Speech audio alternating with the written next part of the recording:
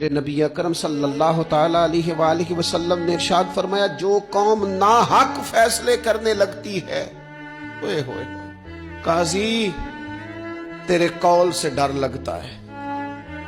جب قاضی بکنے لگتے ہیں، جب فیصلے خریدے جاتے ہیں، جب عدالتوں کے ریٹ لگتے ہیں، جب من چاہے فیصلے لیے اور دیے جاتے ہیں، رسول کریم صلی اللہ تعالی علیہ وسلم نے فرمایا، جو قوم ناحق فیصلے کرنے لگتی ہے اس قوم میں خون ریزی پھیل جاتی ہے، جب مجرم کو سزا نہیں ملتی۔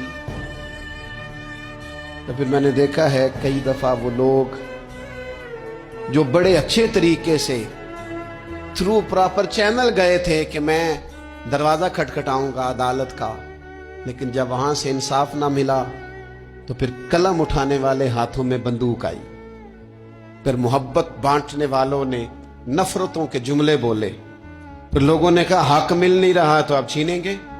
اللہ کے محبوب علیہ السلام نے پہلے سے ہمیں آگاہ کیا۔ حضور فرمانے لگے، جو قوم ناحق فیصلہ کرنے لگتی ہے اس میں پھر خون ریزی عام ہو جاتی ہے۔ اگر وقت پر فیصلے ہونے لگیں اور صحیح ہونے لگیں تو قوم قتل و غارت گری سے بچائی جا سکتی۔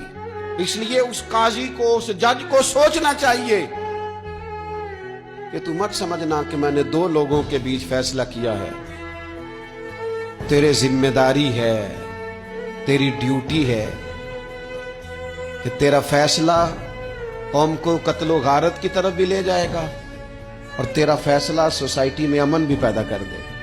اس لیے فرمایا گیا کہ جس بندے کے ذمہ فیصلہ کرنا لگایا گیا ہے وہ تو بغیر چھری کے ذبح کر دیا گیا۔